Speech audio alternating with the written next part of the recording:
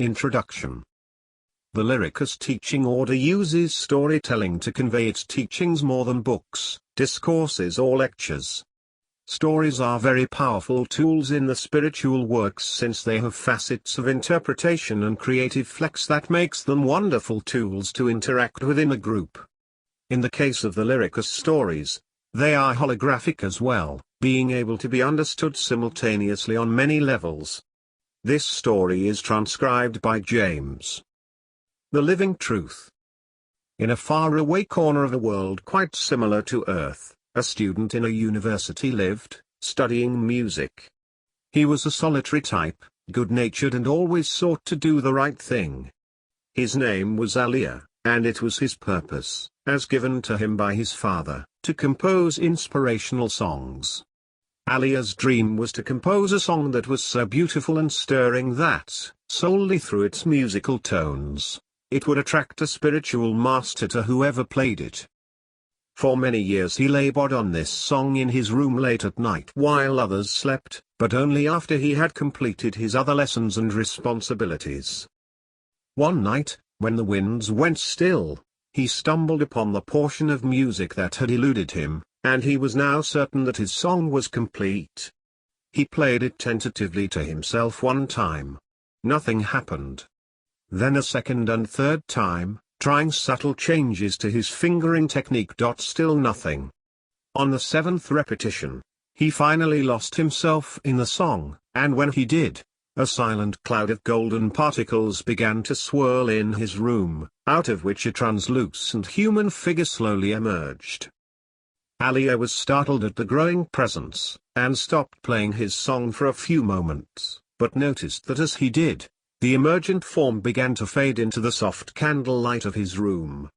He quickly regained his composure and resumed his playing, and promptly, to Aliyah's joy, the master he had so wished to meet, regained a material presence sufficient for Aliyah's recognition and sufficient also so that the master could ask, "For what purpose have you summoned me through this music?" Aliyah instantly answered, but kept playing his song, "I have questions for you. Many questions about how the heavens work and how I can achieve greater knowledge of the universe and soul." The master smiled, and in a solemn tone replied, "There is nothing I can tell you, unless what you seek is united with how you find the living truth inside you."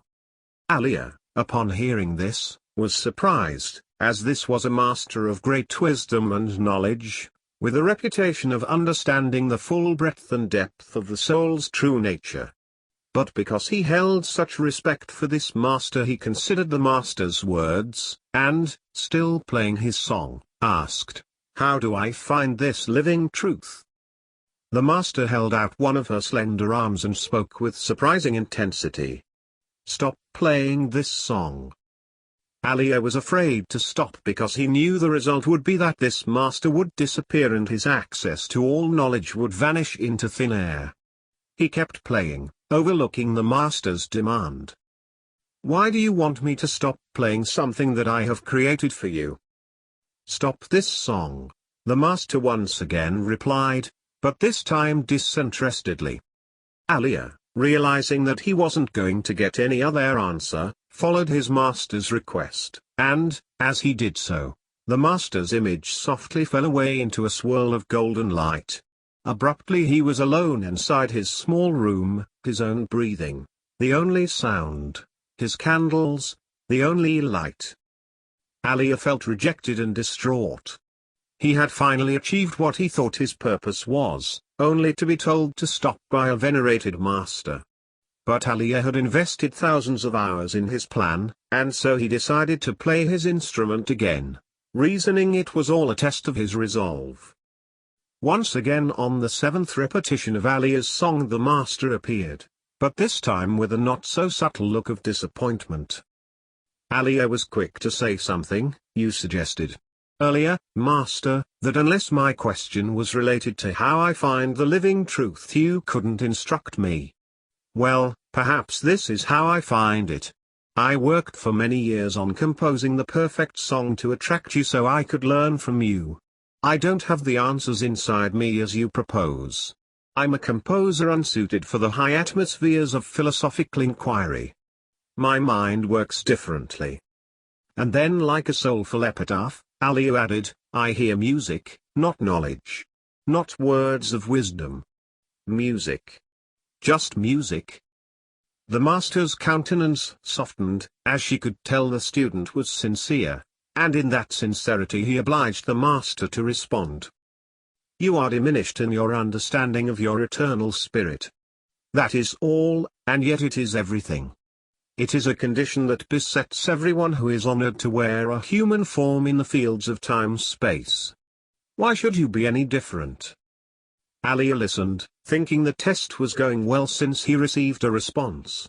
I do not boast that I am any better than another, he offered.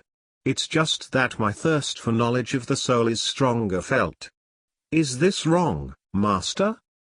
Aliyah continued playing his song, thinking that at last he was making an impression on this master. Perhaps the doorway to knowledge would soon swing open for him. You have both a biological and a spiritual dimension, replied the master. Do not forsake your biology for the pursuit of the spiritual, because it is through your biology that you bring forward the spiritual, creating the living truth in your human form. And this living truth might be music, or it might be a talent in horticulture, or a capacity to inspire people, or a dream of understanding some aspect of science that has been shut off from human eyes. Whatever form it takes within you, do not disown this as something that restricts your embrace of the spiritual worlds within you. It is quite the opposite. It is your embrace of the worlds of spirit. Aliyah, struck by the words from his master, stopped playing for just a heartbeat, but in that shortest of times, he began to reconsider his approach.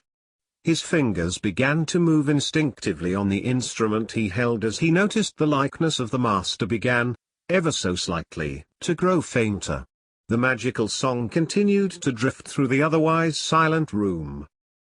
Aliyah mustered his courage.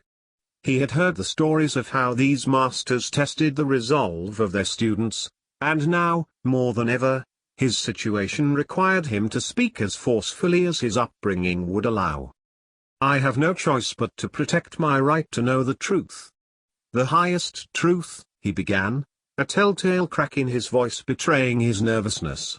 I'm not satisfied to know pieces when I know that the whole exists. All of my life, he continued, I have read the spiritual works, and studied them dutifully. But the more I read, the more I became confused, to such an extent that I wanted to abandon truth altogether. And only for one reason: the truth was always hidden. It had to be hidden because it was not the same from one book to the next, from one teacher to another. You, most of all, a spiritual master who is a guardian of the highest truth, must understand this. The master waved her hand and the instrument at once disappeared, and, in that moment, an expansion of time was drawn out by the master. And while the music had stopped, this time the master's presence only became more vivid and real. She came within 12 inches of Aliyah's uncertain and trembling face, putting her hands on either side of his head as if to steady it in balance. Aliyah struggled to keep his eyes turned away, afraid to travel the deep corridors of her gaze, but when she started to speak he could not resist her eyes. He listened deeper than he had ever heard before. There is nothing to guard, protect or defend, my dear Aliyah, she whispered in measured tones. We are creatures of spirit, in the service of spirit, and even though we wear the biology of a forgetful animal, we are intimate partners of the one Creator. Our life is cared for and cherished by this universal spirit, and we are wise to trust it, for it is the very same intelligence that designed the miraculous body you wear and the universe architecture that drapes the night sky. You have only to listen to your heart's feelings of love, expressed through the body of light that is within you. This is the key understanding that holds deep relevance to you. The living truth is your realization of this noble and powerful reality, lifting it from the realm of the abstract to the heartfelt experience of expression. It is your instant-on relationship with the divine. With that, the master stepped back, and the instrument reappeared in Aliyah's hands. Distractedly, Aliyah started to play the melody he had composed, but when he did, The master's presence withdrew. As her body's dwindling light fused with the golden candlelight of the room, her voice spoke one last time. You know precisely the right action, the exact gesture, and the creative answer to every circumstance. It is your noble inheritance encoded within the light body that is the deeper, higher you. If you inhabit this aspect of your identity, if you live in its world, even if only for a few minutes each day, you will not only find the living truth and live it, but also transmit it through your every heartbeat. Aliyah didn't sleep that night, or the next night, as he contemplated his experience. On the third night, still deep in thought, he set out with his instrument to a nearby lake. He carefully picked his way through the rugged trail in the moonless night, hearing only the occasional hoot of an owl. Finally, he arrived at the water's edge, which lay before him like a black, patient mirror of the night sky. The reflected starlight was a comfort to his weary eyes. Sitting on a large, fallen branch, he began to hear a strange sound, but he wasn't sure of its origins. He began to see movement in the stars, and the world before him was painted in a new transparency. The sound was distinctly musical, yet seemed to come from the stars. All of nature was quiet except for the mysterious sound that flowed all around him, resembling a symphony of exotic instruments played more masterfully than a mortal could imagine. There was a time when Aliyah would have protected his sense of what was real, but he let that temptation pass quickly. There was a time when his ego would have stepped in and judged the experience a delusion or a mystical mirage, a simple consequence of his restless state. But he had learned something 2 nights earlier that changed him, and tonight, beneath the faintest of lights, he had found the living truth in the medium that he understood best, music. The end.